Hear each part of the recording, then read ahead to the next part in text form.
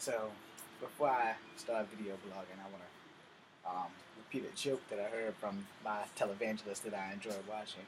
I also need him to pray for me, so here you go. His name is Joel Osteen.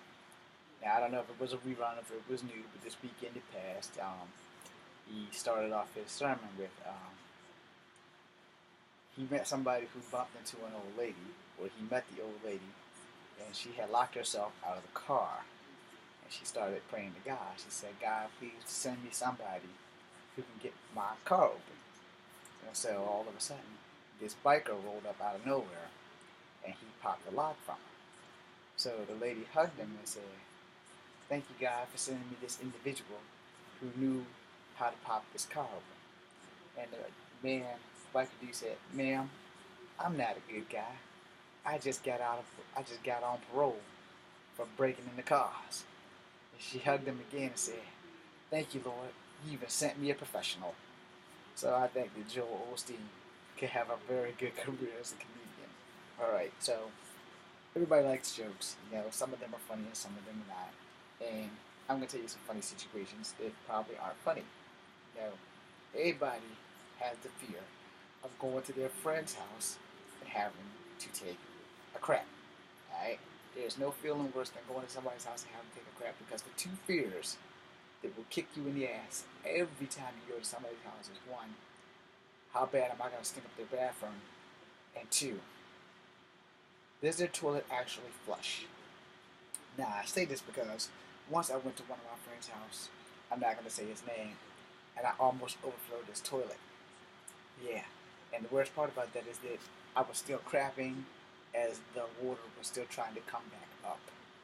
And that is the worst feeling in the world, when you know that water is like a micro spot away from touching your testicles while you're taking a shit. I know women don't have this problem, but we men do. Now, I ain't talking about not having a problem of the fear of the water coming up, but you know, women don't have testicles. So, and if you do have testicles, you should probably go talk to your doctor about that, because if you have a vagina and testicles, something's not right. Now, I will say there's also nothing worse than a reverse fart or a fart in general. And most people don't have to fart until they're in the worst places to have to take a fart. When you're in an elevator and you're the only dude, you're surrounded by hot chicks. That's like the worst place ever to have that gas bubble blowing up. Those are the times that you pray for a reverse fart, because you know a reverse fart means it's just gonna stay up in there. It's not gonna come out. And I don't know how women feel when they're stuck in an elevator with like a bunch of men and they're like the only chick. I'm pretty sure they probably have a little fear of being raped or whatever. But all jokes aside, when a man is trapped in an elevator and there's nothing but hot chicks, the last thing we want to do is let one rip, because the women are automatically gonna blame the dude.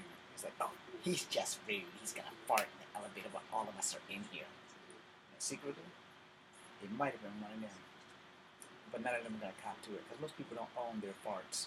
They always try to brush it off on somebody else. One time in high school, a friend of mine, him and I was in our math teacher class. Hell, Mr. McCandish. So we don't know who the unknown gas assassin was, but they walked past us, and we're doing our work, and we're like side by side.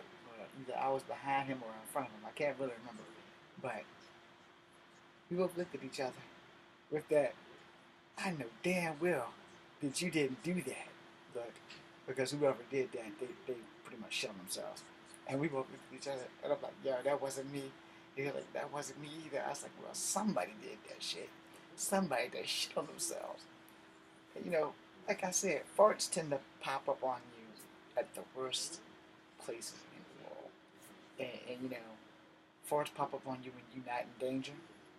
They never pop up on you when you're in danger. They pop up on you in important places. They pop up on you with jobs. You know, Pepto's made a commercial. When belly blows got you wonder, let Pepto be your first responder so you can be a business boy wonder. Yeah, that shit's real. Because your bubble guts and shit always tend to pop up when you least need them to. They don't pop up when you don't expect them. They pop up when you don't need them to.